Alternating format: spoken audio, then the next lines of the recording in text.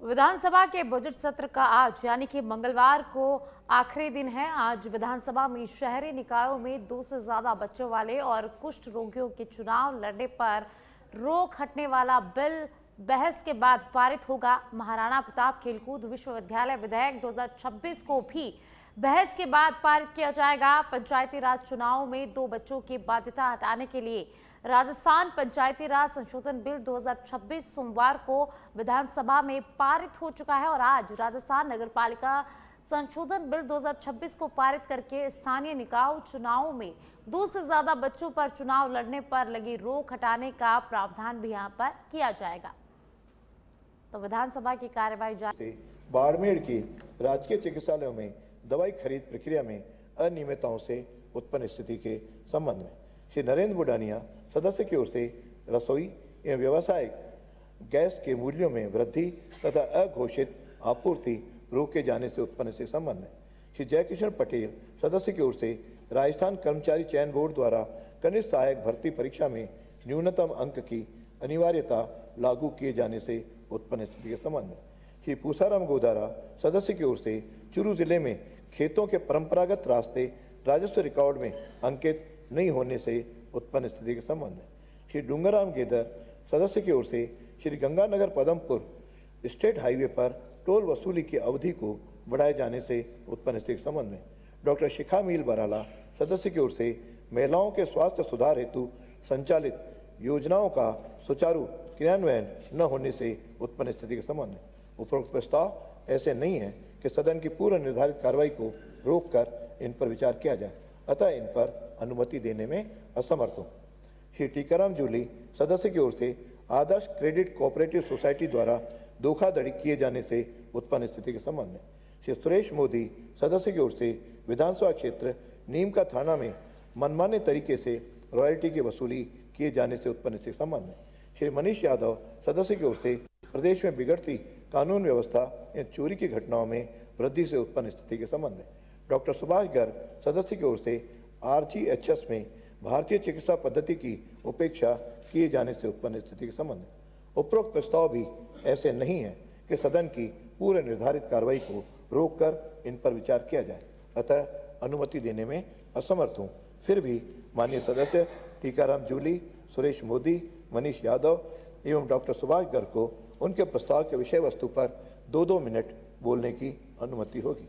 प्रक्रिया के नियम 295 के अंतर्गत प्राप्त सूचनाएं श्रीमती दीप्ति किरण महेश्वरी, श्री अमीन कागजी, श्री लक्ष्मण, श्री बाल मुकुंदाचार्य, श्री गणेश घोगरा, श्री रविंद्र सिंह भाटी, श्री संजीव कुमार, श्री राधेश्याम बैरवा, श्री फूल सिंह मीणा, श्री रेवंत राम डांगा, श्री हरि सिंह रावत, श्री जीवाराम चौधरी, श्री गणेश राज बंसल, श्री मांगेलाल मीणा, श्री कैलाश चंद वर्मा, श्री अर्जुन लाल, श्री लक्ष्मण राम, श्री अरुण चौधरी, डॉक्टर शिखामिल बराला, श्री कालीचरण सराफ।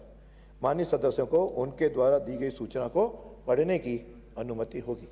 आज तक जितनी भी 295 आई थी सबको इसमें शामिल कर दिया गया है, सदन के पास एक भी बाकी नहीं है। इसलिए हमने पिछले 20 करके सबको अवसर हमने प्रदान किया।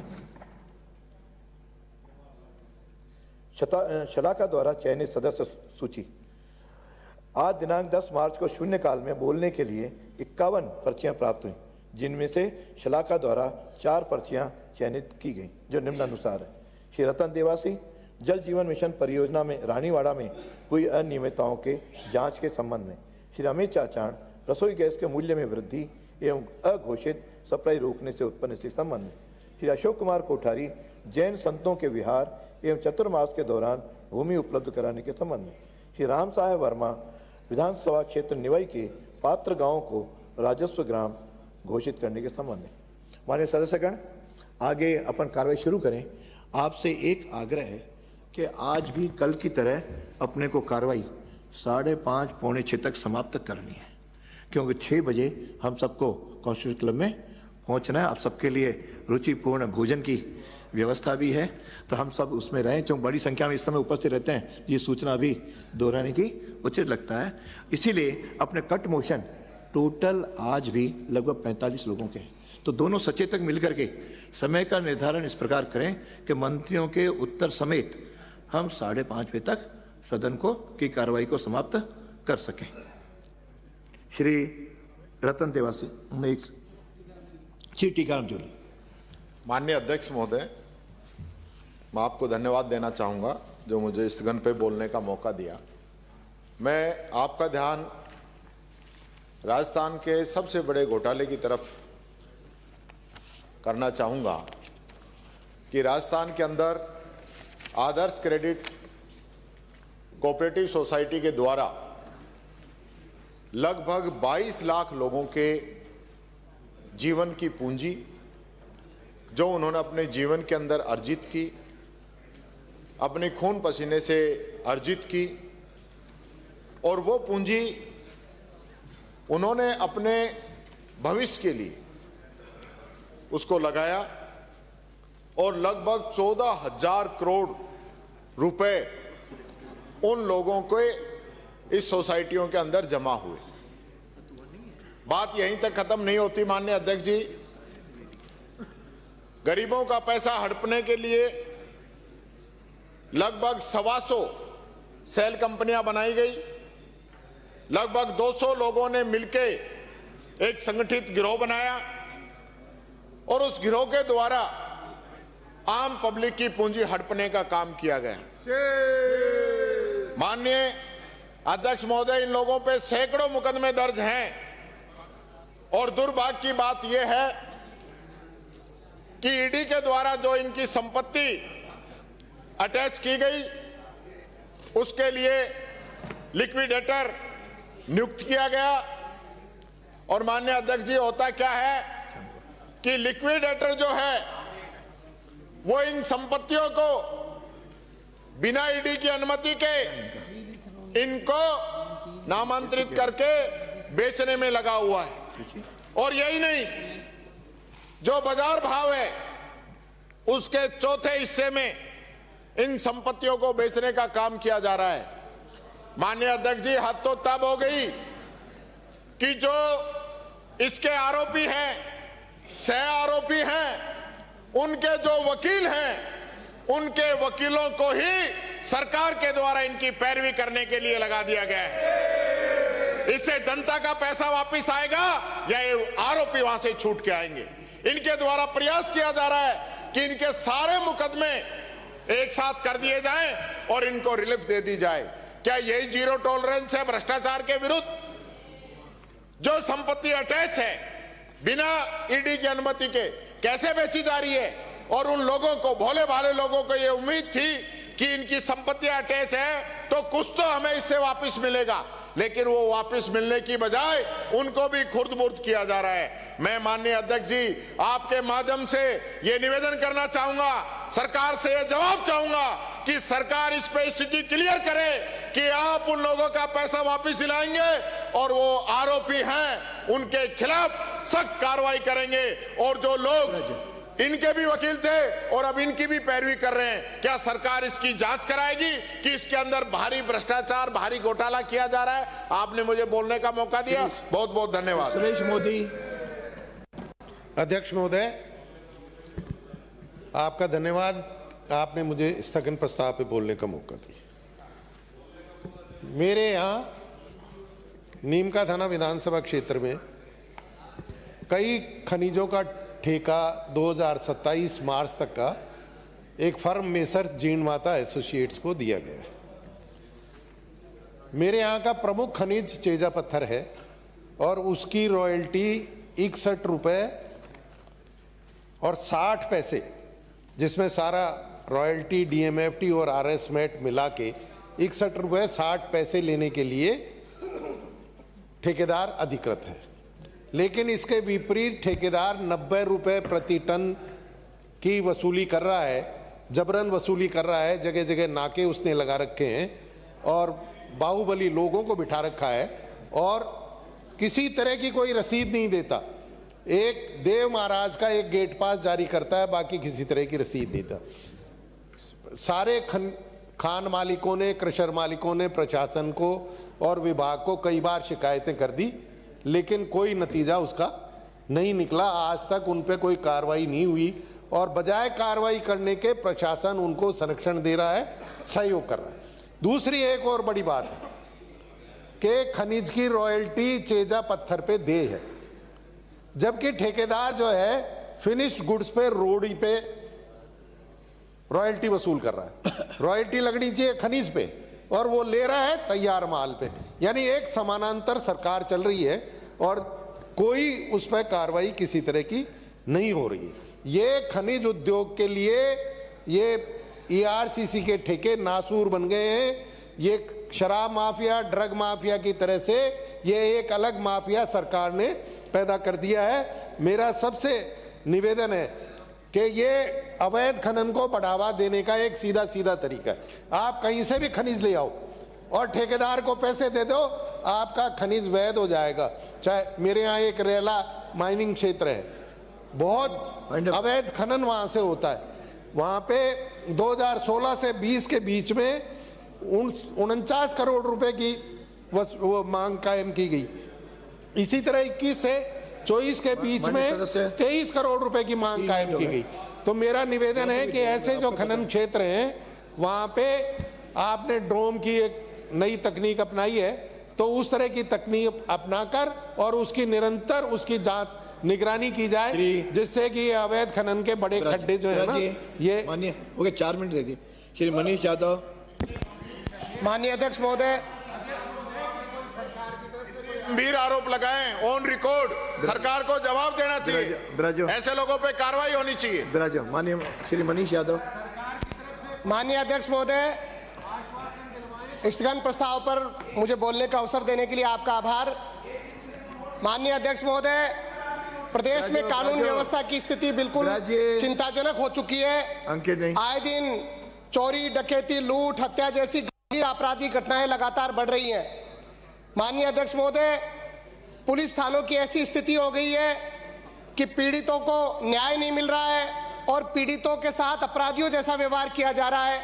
पिछले लगभग 1.5 साल में अगर हम देखेंगे तो सरकारी व गैर सरकारी संस्थानों में बम रखे जाने की घटना हो, सूचना हो, जनप्रतिनिधियों व अन्य लोगों को जान से मारने की धमकी की बात हो, और कई ऐसे मामले, कई ऐसे प्रकरण हैं जो गत दिनों राजधानी के चोमू में बालिका के शव मिलने की घटना हो, चूरू के बिदासर होटल में गोलीकांड की घटना हो, बीकानेर में बालिका के साथ हुई घटना हो, कोटा में फरवरी देर रात चाय पीते युवक पर फायरिंग की घटना हो, गंगापुर सिटी में अक्टूबर 2025 में महिला के दोनों पैर काट करके कड़े चोरी करने की घटना हो, मंडोर एक्सप्रेस में इतावली पर्यटकों से लूट की घटना हो, जयपुर के मानसरोवर में 31 जनवरी 2026 को एक थार ने किस तरह तांडव मचाया और 6 गाड़ियों को कुचल दिया, कई लोगों को रोकने की कोशिश की। और एक विशेष बात, बालिकों का जो नाबालिग बच्चों की गुमशुदगी का मामला जो प्रदेश में है, 2024 में लगभग 7,339 मामले माननीय अध्यक्ष महोदय आए, जिनमें लगभग 501 बच्चे अभी तक नहीं मिले हैं। और यह स्थिति 2025 में भी कमोबेश ऐसी है। और यह स्थिति, मैं ये कहना चाहूंगा कि एक संगठित अपराध जो है कहीं ना कहीं प्रदेश में हो रहा है, और आज जो हमारी कानून व्यवस्था है वो रसातल में पहुंच गई है, अपराधियों में कोई भय नहीं है। मेरे विधानसभा डॉक्टर सवाल के 3 मिनट हो गए, मैं 2 के लिए 3 साढ़े 3 देता हूं। 2 मिनट है माननीय। मेरे क्षेत्र में माननीय अध्यक्ष महोदय, पिछले कई दिनों में जो घटनाएं हुई, चोरी की घटनाएं, मेरे मनोहरपुर, खेजरोली, कुंभावा, सकतपुरा, नांगल कोजू, चोरी, खोरी मोड़, मैं बाड़मेर की भी कई घटनाएं, जो माजीसा मंदिर में चोरी की घटना, बड़ी घटना, चूली गांव में घटना, मेरे विधानसभा क्षेत्र शाहपुरा में कानून व्यवस्था की ऐसी स्थिति हो गई है कि आए दिन चोरी की घटनाएं बढ़ रही हैं। मेरे खेजरोली में, मनोहरपुर में, खोरी में और जो अलग अलग गांव हैं वहां पर चोरी की घटनाएं ऐसी बढ़ती जा रही है, चोरों के हौसले बढ़ते जा रहे हैं, और जो अपराधियों में भय होना चाहिए, पुलिस कोई काम नहीं कर पा रही है, और जो पुलिस की व्यवस्था है, सीसीटीवी कैमरे वो 100% बने हुए हैं, कानून व्यवस्था का मखौल राजस्थान में उड़ रहा है, और प्रदेश में तो यहां तक कि मुख्यमंत्री जी को भी धमकी मिल चुकी है। ऐसे हालात परिस्थिति में प्रदेश किस ओर जा रहा है, हमें समझना पड़ेगा। माननीय गृह मंत्री जी, आपसे निवेदन है कि सरकार इसमें संज्ञान ले और प्रदेश में बिगड़ती कानून व्यवस्था के लिए आप एक कठोर कदम उठाएं, क्योंकि जिस तरीके से अपराधियों में जो एक भय होना चाहिए पुलिस का वो नहीं बन पा रहा है। और आज प्रदेश की कानून व्यवस्था के हालात। सभापति महोदय, मैं आज स्थगन प्रस्ताव के माध्यम से राजस्थान गवर्नमेंट हेल्थ स्कीम के संबंध में कुछ बातें रखना चाह रहा हूं। माननीय सभापति महोदय, कोरोना पीरियड में पूर्व सरकार के द्वारा कर्मचारियों को स्वस्थ रखने के दृष्टिकोण से राजस्थान गवर्नमेंट हेल्थ स्कीम लागू की गई थी। इसके संबंध में मैं ध्यान दिलाना चाहूँगा, पूरे सदन का भी ध्यान आकर्षित करना चाहूँगा कि इस स्कीम के तहत इंडियन मेडिसिन सिस्टम को भी अलाउ किया गया था कि इंडियन मेडिसिन सिस्टम के तहत जो आयुर्वेद, योगा, प्राकृतिक चिकित्सा, यूनानी, होम्योपैथी और सिद्धा की जो मैकेनिज्म है और उसके अंतर्गत जो दवाइयां अलाउड हैं उनको भी अलाउ राजस्थान सरकार के द्वारा किया गया था। मुझे अत्यंत अफसोस के साथ कहना पड़ता है, आयुर्वेद मंत्री जी यहाँ बैठे हुए, उप मुख्यमंत्री जी जो इंडियन मेडिसिन सिस्टम को देख रहे हैं, मैं माननीय बहरवा जी का ध्यान आकर्षित करना चाहूंगा कि इसके तहत आप जानते हैं कि राजस्थान सरकार के कर्मचारी, अधिकारी या रिटायर्ड लोग, पेंशनधारी, इनके लिए ये योजना बड़ी लोकप्रिय है। और इसके तहत मेरा सरकार से अनुरोध है कि कुछ गत 2 वर्षों में मैं ये कहना चाहूंगा कुछ मेडिसिन को डिसअलाउ कर दिया गया है, जैसे केसरी जीवन, लिव 52। तो मैं तो एक तरफ कहता हूं कि वर्तमान सरकार एक तरफ तो इंडियन मेडिसिन सिस्टम को लोकप्रिय करना चाहती है, दूसरी तरफ ऐसी दवाइयों को खरीदने पर प्रतिबंध लगा दिया गया, अलाउ नहीं कर रहे हैं। तो ये क्या कारण है? मैं आज इस स्थगन प्रस्ताव के माध्यम से मैं सरकार का ध्यान आकर्षित करना चाहूंगा कि कर्मचारी हमारे अहम हैं प्रशासन के लिए, गवर्नेंस देने के लिए। अगर वो फिट नहीं रहेंगे, हेल्दी नहीं रहेंगे तो कैसे काम चलेगा? और ये समस्या जब ज्यादा होती है, माननीय उप मुख्यमंत्री जी को कहना चाहूंगा कि 55 के बाद आप सब जानते हैं कितने लोग हमारे यहाँ +60 भी लोग हैं या 55 के बाद भी हैं, सरकार में भी 60 के लोग हैं या 58 के हैं, इनको सबसे ज्यादा सप्लीमेंट की जरूरत पड़ती है। और बदलते परिवेश में जहां पर जो खान पान का जो सिस्टम बदल रहा है, जंक फूड का प्रादुर्भाव हो रहा है, इसमें ये इंडियन मेडिसिन सिस्टम बहुत जरूरी है। तो एक तरफ तो इसको लोकप्रिय बनाना चाहिए और इसमें जो डिसअलाउ की गई है चीजें, आप उसका अध्ययन करवा लें कि पिछले 2-3 वर्षों में जो भी अगर डिसअलाउ किया गया है उनको वापस अलाउ कराएं। और इसके साथ साथ आरजीएसएस के जो भुगतान बकाया है इन इंडियन मेडिसिन सिस्टम के तहत, मैं एलोपैथी की बात नहीं कर रहा हूं, वो तो आप जांच कराएंगे, हेल्थ मिनिस्टर है, लेकिन मैं आपका ध्यान दिलाना चाह रहा हूं कि इसको लोकप्रिय बनाइए और आरजीएसएस में सारी जो दवाएं सप्लीमेंट जरूरत है वो सप्लीमेंट को भी अलाउ कराइए, जिससे कि न केवल हर्बल टूरिज्म डेवलप हो सकेगा, मेडिकल टूरिज्म की बात छोड़िए, आयुष टूरिज्म को भी डेवलप हो सकेगा। इन्हीं शब्दों के साथ मैं धन्यवाद देना चाहूंगा। 295 श्रीमती दीप्ति किरण महेश्वरी। माननीय सभापति महोदय, आपने मुझे विधानसभा के नियम 295 विशेष उल्लेख पर बोलने का अवसर प्रदान दिया, उसके लिए बहुत बहुत धन्यवाद। महोदय, मैं आपके माध्यम से माननीय वन, पर्यावरण एवं जलवायु परिवर्तन मंत्री महोदय का ध्यान प्रदेश में निर्माण उद्योग के कारण बढ़ रहे प्रदूषण तथा पर्यावरणीय दबाव की ओर आकर्षित करना चाहती हूँ। वर्तमान समय में प्रदेश में भवन निर्माण गतिविधियां तेजी से बढ़ रही है, जिसके कारण प्राकृतिक संसाधनों पर दबाव बढ़ रहा है तथा पर्यावरण पर प्रतिकूल प्रभाव पड़ रहा है। पारंपरिक निर्माण सामग्री के अत्यधिक उपयोग से कार्बन उत्सर्जन और वनों पर निर्भरता भी बढ़ती जा रही है। ऐसे में पर्यावरण अनुकूल एवं वैकल्पिक निर्माण सामग्रियों के उपयोग को प्रोत्साहित करना समय की आवश्यकता है। बांस एवं तीव्र गति से बढ़ने वाले नवीकरणीय एवं पर्यावरण के अनुकूल संसाधन हैं, जिसका उपयोग विभिन्न प्रकार की निर्माण सामग्रियों में प्रभावी रूप से किया जा सकता है। यदि राजकीय कार्यालयों, राजकीय विद्यालयों एवं अन्य सार्वजनिक भवनों के निर्माण में पर्यावरण अनुकूल पद्धतियों के साथ बांस आधारित सामग्री के उपयोग को प्रोत्साहित किया जाए तो इससे पर्यावरण संरक्षण को बल मिलेगा तथा हरित निर्माण को बढ़ावा मिलेगा। इसके अतिरिक्त बांस आधारित उद्योगों के विकास से ग्रामीण क्षेत्रों में रोजगार के अवसर भी बढ़ सकते हैं। अतः अनुरोध है कि राज्य सरकार द्वारा बांस आधारित निर्माण सामग्रियों के उपयोग को बढ़ावा देने, इस क्षेत्र में नवीन शोध को प्रोत्साहित करने, राज्य की वन भूमि में बांस उत्पादन बढ़ाने तथा निजी क्षेत्र में बांस उद्यानिकी को प्रोत्साहित करने हेतु प्रभावी नीतिगत पहल की जाए, ताकि पर्यावरण संरक्षण एवं सतत विकास के उद्देश्यों को सुदृढ़ किया जा सके। धन्यवाद। श्री अमीन कागजी जी। सभापति महोदय, विशेष उल्लेख प्रस्ताव 295 पर मुझे आपने बोलने की अनुमति दी, उसके लिए बहुत बहुत धन्यवाद। जयपुर में बिगड़ती सफाई व्यवस्था एवं सफाई कर्मचारियों के रिक्त पदों के कारण उत्पन्न गंदगी की समस्या से उत्पन्न स्थिति के संबंध में सरकार द्वारा स्वच्छता, स्मार्ट सिटी और शहरों के विकास को लेकर बड़े बड़े दावे और घोषणाएं की जाती रही हैं, लेकिन ज़मीनी हकीकत इससे बिल्कुल अलग दिखाई देती है।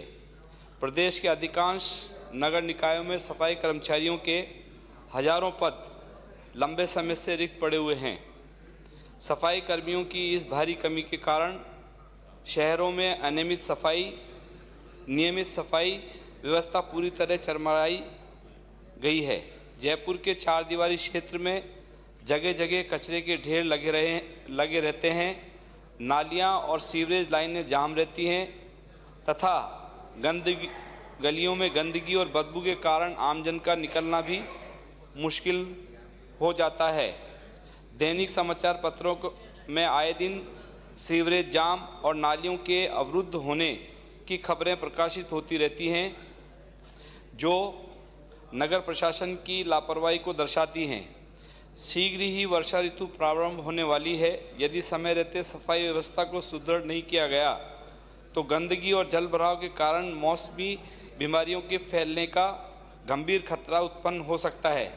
साथ ही जयपुर, जिसे पूरे विश्व में गुलाबी शहर के रूप में जाना जाता है, वहां आने वाले देश विदेशी पर्यटकों के मन में भी इस गंदगी के कारण शहर की ऐतिहासिक और सांस्कृतिक छवि पर नकारात्मक प्रभाव पड़ रहा है। सभापति महोदय, माननीय मंत्री जी ने मुझे इसी सदन में आश्वस्त किया था कि किशनपोल विधानसभा क्षेत्र में इसमें लिखा हुआ बोलिए, इसमें लिखा हुआ हाँ वो बोलिए। ने जो आश्वस्त किया था वो और बता दूं? नहीं, ये इसमें लिखा हुआ। अच्छा, आग्रह है कि जयपुर के हेरिटेज क्षेत्र अर्थात 4 दीवारी में सफाई व्यवस्था को प्राथमिकता के आधार पर सुदृढ़ करने की नियमित सफाई सुनिश्चित करने तथा नगर निकायों में रिक्त पड़े सफाई कर्मी पदों को शीघ्र भरने के लिए संबंधित को निर्देश प्रदान करने की कृपा करें। धन्यवाद। श्री लक्ष्मण जी।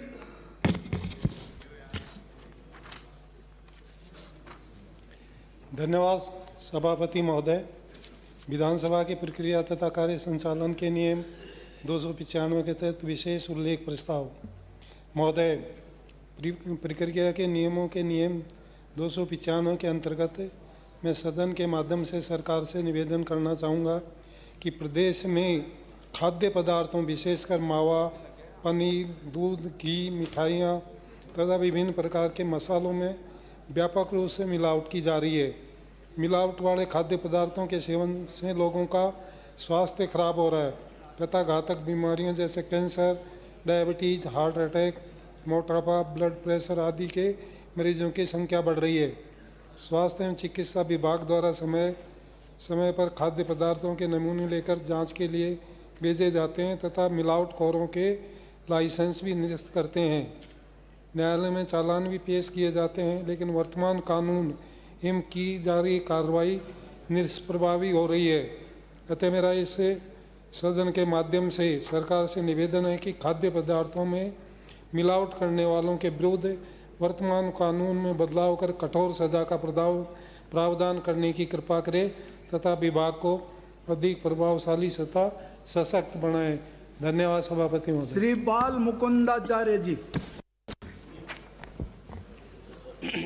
धन्यवाद सभापति महोदय। प्रक्रिया नियम 295 के तहत विशेष उल्लेख प्रस्ताव। विषय विधानसभा क्षेत्र हौमेल के अंतर्गत दिल्ली रोड मानबाग 32 से 2 नंबर बस स्टैंड जयसिंहपुरा खोड़ तक मार्ग की चौड़ाईकरण के संबंध में। महोदय, निवेदन है कि दिल्ली रोड मानबाग 32 से 2 नंबर बस स्टैंड तक जाने वाले मार्ग वर्तमान में अत्यंत सकरा होने के कारण क्षेत्रवासियों के लिए गंभीर समस्या का कारण बना हुआ है। इस क्षेत्र में लगभग 1 लाख से अधिक की जनसंख्या निवास करती है, जिसके कारण प्रतिदिन बड़ी संख्या में 2 पहिया एवं 4 पहिया बड़े वाहनों के साथ साथ स्थानीय नागरिकों को आवागमन इसी मार्ग से होता है। मार्ग की सीमित चौड़ाई एवं बढ़ते यातायात के दबाव के कारण यहाँ प्रतिदिन विशेष रूप से पूरे दिन में अत्यधिक ट्रैफिक जाम की स्थिति उत्पन्न हो जाती है। आमजन, विद्यार्थियों, कर्मचारियों तथा व्यापारियों को दैनिक कार्यों के लिए आगमन में भारी असुविधा का सामना करना पड़ता है।